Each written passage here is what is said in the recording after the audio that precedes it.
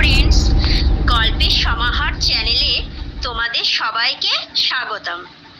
আজকে আমি তোমাদের খড়গপুরের সাজোয়াল নামক একটি জায়গার সত্য ঘটনা তোমাদের কাছে আমি তুলে ধরছি। খড়গপুরের সাজোয়াল নামক একটি জায়গায় একটি বিশাল বড় বাড়ি ছিল। এটি একটি সত্য ঘটনা অবলম্বনে। বাড়িটি একজন ভট্টাচার্য মশাই বাড়িটি কিনেছিলেন। তিনি সারা জীবনে চাকরি করতেন, যা তার প্রতিটা চাকরির মায়না থেকে একটু একটু করে প্রতি মাসে তিনি একটু ব্যাংকে টাকা জমিয়ে রেখেছিলেন, যে ভবিষ্যতে রিটায়ার করলে একটা ভালো তিনি বাড়ি কিনে নেবেন। তা তিনি ভেবেছিলেন বাড়ি বানাবেন, কিন্তু তার ছেলে তাকে বললেন যে বাবা, বাড়ি করতে তো জমি কিনতে হবে, তারপরে জমির টাকাও অনেক। কিন্তু ভট্টাচার্য মশাই তো এত টাকা ছিল না, কারণ তিনি সামান্য একটা মাইনের চাকরি করতেন। তাই তিনি রিটায়ার হওয়ার পরে সব জায়গায় বলে একটি বাড়ি খুঁজতে লাগলেন। তো সবাইকে অনেক জায়গায় নানান ধরনের বাড়ি তিনি দেখেছিলেন। কোনো জায়গায় বাড়ি দেখে পছন্দ হচ্ছিল না, তো কোনো জায়গায় বাড়ির দাম অনেক বেশি ছিল। তো এরকম খুঁজতে খুঁজতে হঠাৎ করে এই খড়গপুর নামক জায়গায়, সাজোয়াল জায়গায় তিনি এই বাড়িটি তিনি খুঁজে পেলেন। তো বাড়িটা দেখে তার একবারেই পছন্দ হয়ে গেল, কারণ বিশাল দোতলা বাড়ি, সুন্দর সাজ, বাড়িটির চারপাশে বাগান দিয়ে ঘেরা। কিন্তু দামটা, বাড়িটা যে সুন্দর দেখতে সেই আন্দাজে কিন্তু বাড়িটার দাম ছিল না, একটু কমই ছিল। তাই তিনি আর দেরি করেননি, তাড়াতাড়ি করে ছেলের সাথে পরামর্শ নিয়ে তিনি বাড়িটি কিনে নিলেন। ছেলেরও এক দেখায় বাড়িটা পছন্দ হয়ে গেল।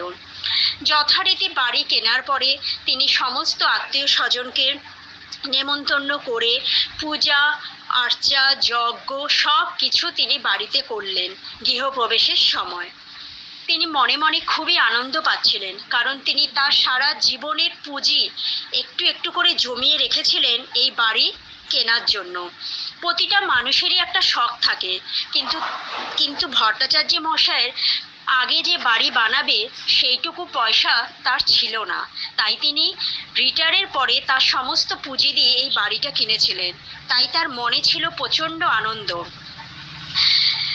এইভাবে গৃহপ্রবেশের দিনে তাদের বাড়িতে সমস্ত আত্মীয় স্বজনের আনাগোনা হয়। সবাই এসে, যেই আসে সেই এসে বলে, বাহ ভট্টাচার্য মশাই, আর কিছু না হোক বাড়িটি আপনি খুব ভালো পেয়েছেন, এরকম দামে এত সুন্দর বাড়ি সত্যিই পাওয়া যায় না। ভট্টাচার্য মশাই শুনে শুনে খুব আনন্দ পাচ্ছিলেন।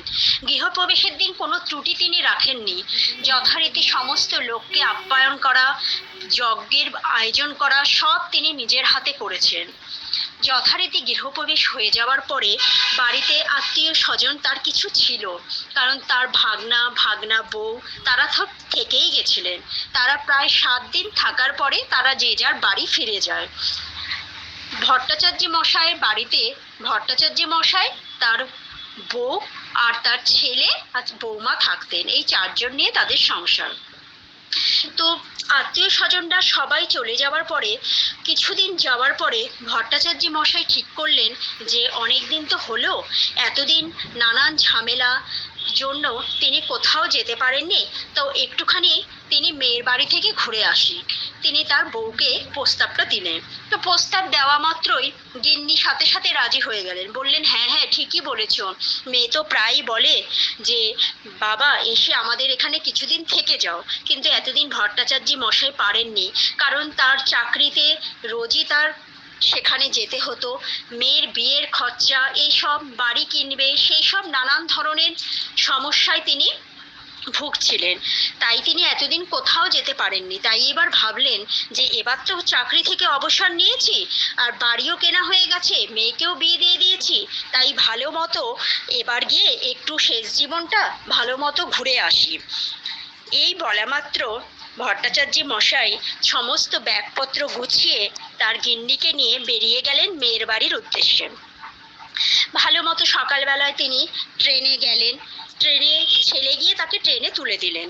তো তিনি ভালো মতোই ঘুরতে বেরিয়ে গেলেন। এদিকে বাড়িতে সবাই যে যার এসছিল, সবাই তো যে যার বাড়ি ফিরে গেছে। তো বাড়িতে তখন শুধুমাত্র ছিল ভট্টাচার্য মশাই ছেলে আর তার বউ। তো ছেলে তো সকালবেলা যথারীতি অফিসে বেরিয়ে গেল। ভট্টাচার্য মশাই ছেলে একটা প্রাইভেট কোম্পানিতে চাকরি করতেন, তো বাড়ি থেকে তার অফিসটা বেশ খানিকটা দূরেই ছিল। তো ছেলেকে তাই সকালবেলায় তার ছেলেকে যেতে হতো বাড়ি থেকে। সকালে বাড়ি থেকে ডিউটিতে বেরিয়ে যাওয়ার পরে তার বৌমা ঘরটা ভালো মতো পরিষ্কার করে তিনি নিজের ঘরে বসে একটু রেস্ট নিচ্ছিলেন। হঠাৎ করে তার বউ শুনতে পেল যে কি একটা যেন আওয়াজ হচ্ছে। ভট্টাচার্য মশাইয়ের ছেলের বউয়ের নাম ছিল সোমা।